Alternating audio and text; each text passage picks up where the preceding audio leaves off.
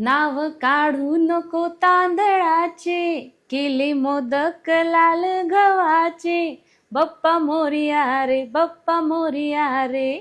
चला तर याच्या अगोदर आपल्या घरी पारंपरिक पद्धतीनं जे उकडलेले मोदक केले जायचे की नाही, त्याची अगदी परफेक्ट आणि पारंपरिक रेसिपी आज मी तुमच्याबरोबर शेअर करणार आहे.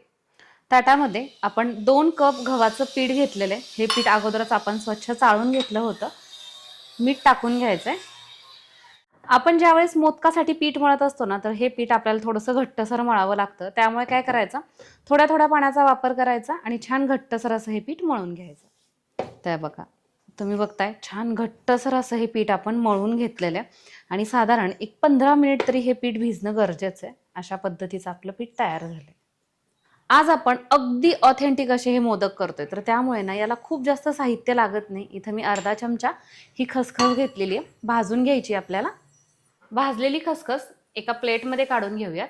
आणि आता याच्यामध्येच इथं मी हे सुक्कं खोबरं घेतलेलं आहे 1 वाटी. याच्याऐवजी जर तुम्हाला हवा असेल तर ओला नारळ सुद्धा घेऊ शकता.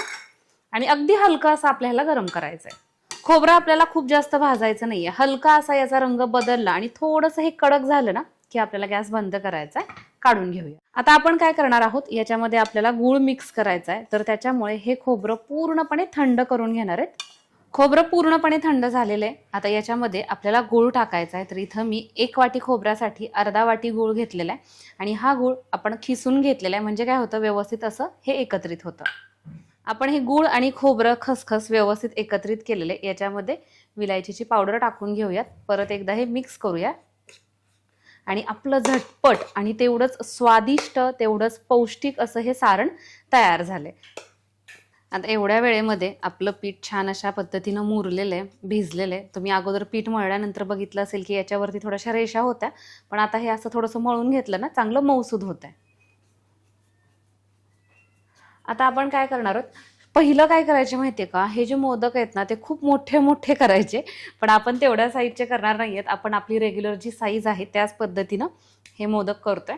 तर त्यासाठी एक छोटासा उंडा घेतलेला आहे. गव्हाच्या पिठीमध्ये हा डीप करून घ्यायचा आहे आणि याची पारी लाटून घ्यायची.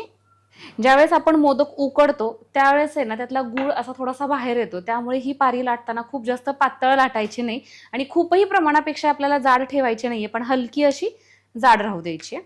तर इथं आपली ही पारी लाटून झाली आहे. हे बघा, तुम्हाला दाखवते मी. अशा पद्धतीनं हलकी अशी ही आपण जाडसर ठेवलेली आहे. आता याच्या आतमध्ये आपण हे सारण भरून घेतोय. हे सारण तुम्हाला खरं सांगू का, खूप जास्त चविष्ट लागतं बरं का.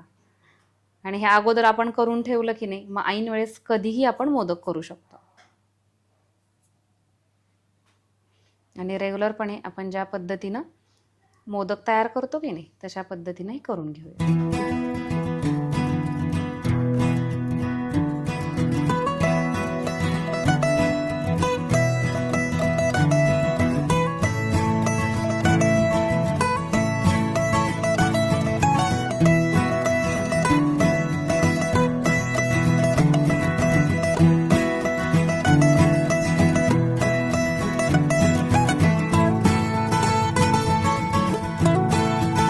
आपल्याला हे मोदक उकडून घ्यायचे, तर त्यासाठी इथे मी या इलेक्ट्रिक केटलमध्ये पाणी टाकून घेते.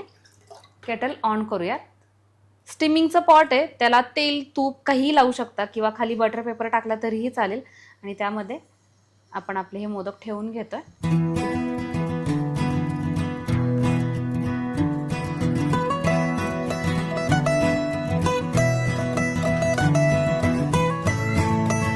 पाण्याला अशी उकळी येऊ द्यायची आणि त्यानंतरच आपल्याला आपलं हे जे पॉट आहे किंवा ज्याच्यामध्ये आपण मोदक ठेवलेले आहेत ना, ते त्यावरती ठेवणार आहोत. झाकून ठेवूयात. खूप जास्त वेळ लागत नाही आणि उकडलेलं आपल्या लक्षात येतं. कसं बघायचं ते थोड्या वेळानंतर सांगते.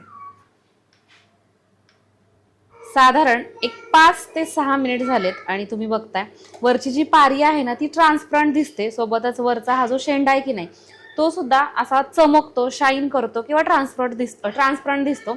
त्यावेळेस समजायचं की आपले हे मोदक व्यवस्थित असे स्टीम झालेले आहेत. आता आपण हे काढून घेऊयात.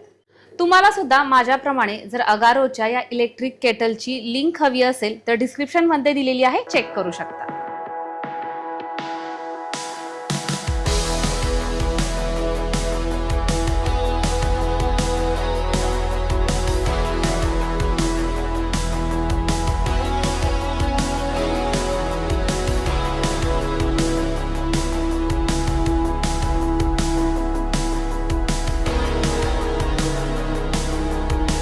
एक मोदक आहे ना, मी तुम्हाला तोडून दाखवते आणि तुम्हाला सांगू का, मस्त गरमागरमच हे मोदक खायचे बरं का. आहा, भारी दिसतंय ना.